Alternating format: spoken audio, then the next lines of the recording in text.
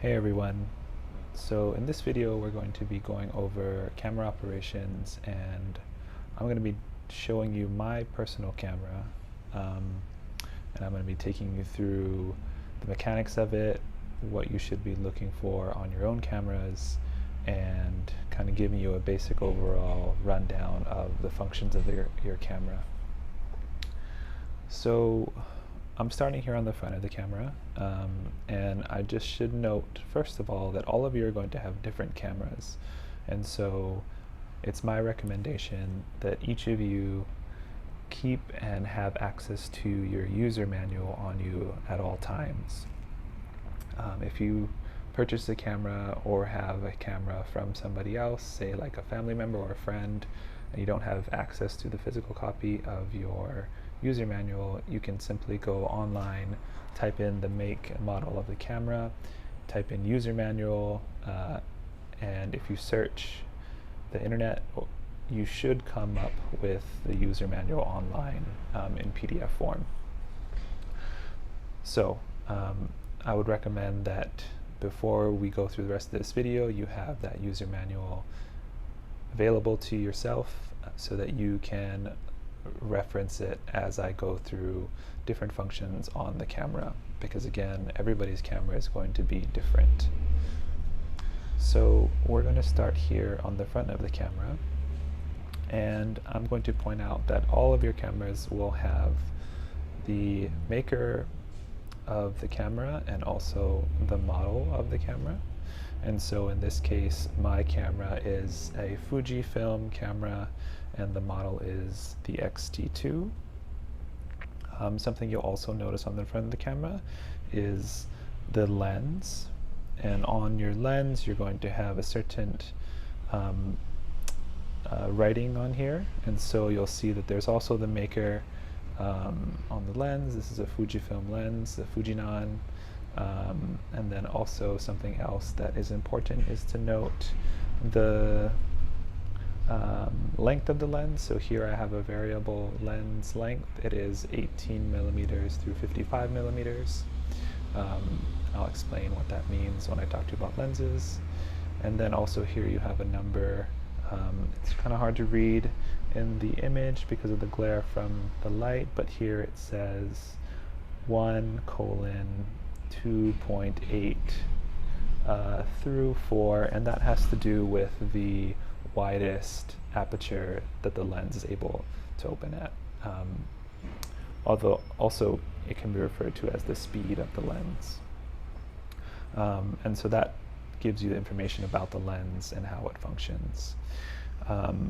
I'll also note here on this camera in particular, you're able to take the lens off, and so if I press this button down here and open up the camera and take the lens off, you'll see in there that that is the sensor to the camera. And so this particular camera is a mirrorless camera. Mirrorless meaning that there is no mirror that opens up when exposure is made. Some of you may have this type of camera, or you may have a digital single lens reflex camera, and in that case you will have a mirror that pops up during exposure. I'll make a separate video about that and the functions of the two different kinds of cameras, but for the purposes of this video, just know that you can either have a mirrorless camera or a digital single lens reflex camera or a DSLR camera. So DSLR being short for digital single lens reflex. So I'm going to go ahead and put the lens back on.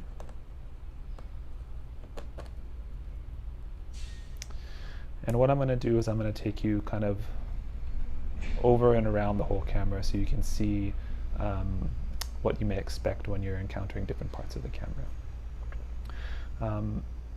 So not a lot going on the front. If you take a look at the bottom of the camera, also not too much going on here. In the case of my camera, I have a tripod mount here. You will probably have the same on your camera. Again, with all cameras being different, you may have access to your battery here. You may have access to your SD cards, or most likely a tripod mount. I also have this strap mount available. So again, not too much going on the bottom of the camera, but you will have definitely a tripod mount, maybe access to your battery and some other things. And again, referencing your user manual is critical here. I will take you over to this side of the side of the camera now. So here you see, again, not too much going on. I have this opening here, which allows me to have access to a couple different things. So you can see you can plug in directly cords for downloading or importing your photos. There's some other attachments here that have to do with drives and whatnot. I won't, again, get into this too much just because I don't think it's necessary for this particular part of the video. But again, your user manual is where you would want to look at all this stuff and what this stuff means. So I'll close that back up. Here I have access to my battery, so I actually have this battery pack on here that allows me to hold more than one battery for my camera. This is not essential. It's nice though, because sometimes your batteries will run out quicker than you want them to, so I have this attachment here. That's really all that's really going on this side. Oh, and then also here we have, again, this is to charge the batteries that I have in my extra battery pack. So you won't necessarily have these on your camera. I'm just showing you it just because it's here. Moving on to the other side of the camera, you'll see here that I have, again, on this battery pack, this is a shutter that I can use, so I can either shoot the camera going through the viewfinder, or I can turn the camera vertical and have access to the shutter here. This is really important, however, and you'll all have access to this on your camera. This is where the SD cards are housed. So here you'll see I have 2 SD cards in here, and this is where your images will be stored. Okay, so you should all have something that looks like this. I happen to just have 2 in here just because that's the way that this camera is made. But you will need to have these for making your pictures. If you don't have them, you won't have any way to store your pictures anywhere. So please make sure you have these in your camera when you're making your pictures. Okay, so I'll close that up. That's all for that side of the camera. Now I'm going to come to the top of the camera, and this is where kind of everything happens. So for my camera, the reason I like Fuji cameras is because they kind of function like film cameras. So I come from an analog photography background, so I really enjoy having access to all the shutter speed and the ISO. All that stuff is visible on the camera, and you actually change the aperture on the lens here. But I'll take you through all of these just to show you what they are. And again, your cameras are going to be much different from this, unless you have this particular model or a Fuji camera. Many of you may have an LED screen up at the top that allows you to change your functions with dials on the back or on the side. Again, that's where you would consult your user manual.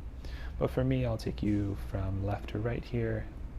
Starting on this side, this dial here is your ISO, and you can consult the videos I made about ISO in your lessons. I'm not going to go over it here, but I can change my ISO directly on the top of the camera here with this dial.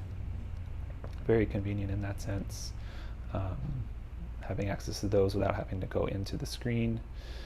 Moving along the top here, you have the hot shoe. So this is for attachments to flashes or strobes. If you're going to do that kind of photography, your attachment for that's going to be up top here. I'm going to just come down here because I want to show you this top part of the lens, which I actually didn't show you. So this here is an indicator of the length of the lens. So I have 18 millimeters to 55 millimeters. This dial here actually is for my aperture. You can't see it really or hear it, but when I turn it, there are clicks, and this allows me to change the aperture in the camera. You also have the lens extender here, so you can see that this corresponds with these numbers, and this is telling you just what millimeter you are at when you're extending your lens out. And then also here I have a manual focus towards the front of the lens, which I don't honestly use that often just because I'm mostly using autofocus when I'm photographing, so I don't use this too often. If I kind of rotate it this way, you'll see that I have some other functions on here. I don't really mess with this one, but this is one that you probably will have to access on your lens. So here, this is the switch between the autofocus and the manual focus. Again, I told you I usually am using it on auto, so this is usually switched here. You can shoot manually with your focus. It just depends on what you're comfortable with. A lot of times with the current cameras, the autofocus is pretty good, and I'll talk more about the autofocus in that specific video, but for here, just know that it's usually going to be accessed on your lens. Okay, so coming back to the top of the camera, moving on to this side, this is an important dial, so this is your shutter speed, so these numbers should look familiar from our shutter speed video. So starting at a full second, and then half second, and so on and so forth, going through faster shutter speeds.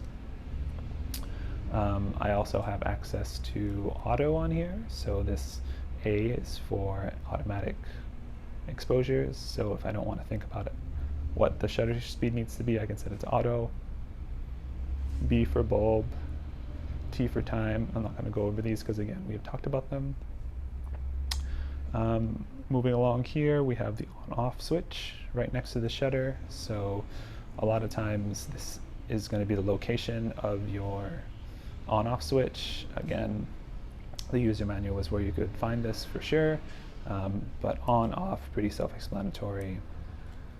And then the shutter. So this is the shutter release. This is what you depress when you're going to make your picture. And lastly, this dial here is a exposure compensation dial. These are different stops. And again, we've talked about this, or we will talk about this in a different video. And this just allows you to go through different stops, either overexposing or underexposing your image, depending on the necessity of the lighting quality. Okay, top of the camera, there you go. Now, this is where you're probably going to be spending most of your time, the back of your camera. And here you're going to see that a lot of different dials, a lot of different buttons. Again, everybody's camera is going to be different. What is going to be very similar is probably this LED screen here, and this is where you're going to access all your information when you're shooting, also previewing your image if you're not shooting through the viewfinder, and then also looking at the images you've just shot. So I'm going to go ahead and just turn my camera on. And right now I have it set to this info screen. I probably have my lens cover. Oh no, my lens cover is off. And you can see here that this is an info screen letting you know just all what your settings are up at the top here. So this should all correspond to these dials or to wherever you have it set on your camera. If I were to change one of these, for example, you can see here I'm turning the shutter speed dial and SS is now changing. Okay, so now we're making the shutter speed slower. If I change this dial here, the ISO will change. Okay, and then if I turn the dial down here, this should change the aperture, which it's not doing because I have it set to auto. So I'm going to turn it back down here. Okay, so now I have access to it and control over it. So my widest aperture is f2.8, and if I stop down, you'll see that I can go all the way to f22. Okay. Also on here is going to be your light meter, which here is for me this area here. So right now I'm pointing it directly down to the table, and I'm getting a -5, meaning that this is totally underexposed, so I need to introduce more light. Again, this is going to be covered in our exposure video, but I'll just show you how the light meter changes as you change different aspects of your exposure. So I'm twisting the aperture here, and you can see now that my light meter is changing, and that's more of where I would want to be if I was going to make an image. Okay. You also have back here access to your menu. So if I click here, I'll have access to all the functions on my camera. And again, this is something you want to consult your user manual for. Oops, let's go back. Here also is the display changing function, so I can press this button, see different kinds of display. So now you're seeing what is in front of the camera. So when you're photographing, you'll probably switch through these functions. Okay. And that should be it. Again, all your cameras are going to be different, so having access to your user manual is critical. But that's the basics of the digital camera. So with that, I'll leave you here, and I'll see you in the next video.